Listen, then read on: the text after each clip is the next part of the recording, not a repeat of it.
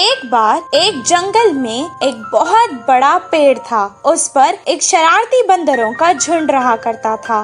वो शरारती बंदर हमेशा खाने की बर्बादी करके खुश होते थे। वो आधा खाते थे और आधा फेंक देते थे। कभी कभी वो पेड़ की टहनियों को भी तोड़कर उससे खेलते थे। जंगल के सभी जानवरों को ये बात पता थी। वो सब हमेशा चुप रहते थे, पर कभी उसे कुछ नहीं बोलते थे और ना ही कोई उनसे दोस्ती करता था।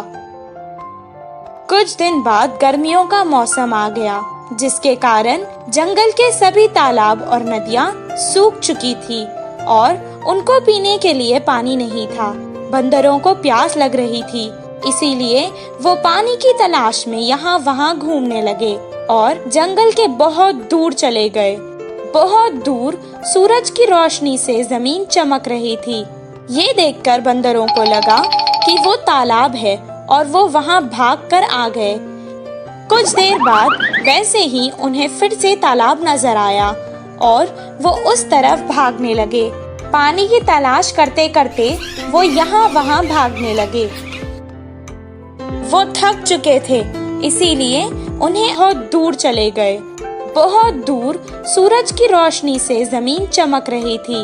ये देखकर बंदरों को लगा कि वो तालाब है और वो वहाँ भागकर आ गए। कुछ देर बाद वैसे ही उन्हें फिर से तालाब नजर आया और वो उस तरफ भागने लगे। पानी की तलाश करते करते वो यहाँ वहाँ भागने लगे। वो थक चुके थे, इसीलिए उन्हें अब और प्यास लग रही थी।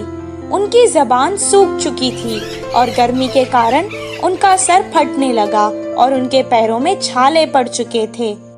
एक झाड़ के नीचे बैठकर वो आराम करने लगे। एक बंदर ने कहा, अगर मुझे पानी नहीं मिलेगा तो इस कड़क धूप में मैं प्यासा ही मर जाऊंगा। दूसरे बंदर ने कहा, क्या करे, हर जगह हमें पानी तो नजर आता है, पर जब हम पास जाते हैं वो गायब हो जाता है। वहीं पेड़ के पास खड़ के एक हाथी उनकी बातें सुन रहा था। वो उनकी मदद करने के इरादे से उनके पास आया और कहने लगा, मुझे तुम लोगों पर बहुत तरस भी आ रहा है और हंसी भी आ रही है। क्या सूरज की चमक और पानी में तुम्हें फर्क नहीं पता? उस चमक को तुम पानी समझ बैठे। यहीं पास में एक तालाब है, वहाँ जाकर अपनी प्यास बुझा लो। हाथी की बात सुनकर एक बंदर को बहुत गुस्सा आया और वो कहने लगा, ओहो, ऐसा बोल रही हो जैसे तुम ही सबसे समझदार हो और हम तो यहाँ बेवकूफ खड़े हैं। इतना कहकर वो हाथी के ऊपर चढ़ गया और उसका गला पकड़ लिया। मैं सच कह रहा हूँ, मेरा यकीन करो। हाथी जोर जोर से बोलने लगा, आज तक हमें इस जंगल में किसी ने भी सलाह नहीं दी और तुम्हारी इतनी हिम्मत। एक के बाद एक सब बंदर उस पर कूद पड़े और उसे मारने लगे। हाथी किसी तरह अपनी जान बचाकर वहाँ से भाग निकला। बंदर जिस जगह हाथी ने कहा वहाँ तो नहीं गए, पर दूसरी दिशा में वैसे ही ढूंढते रहे। इस कहानी से हमें ये शिक्षा मिलती है कि मूर्खों को समझाना भी मूर्खता है।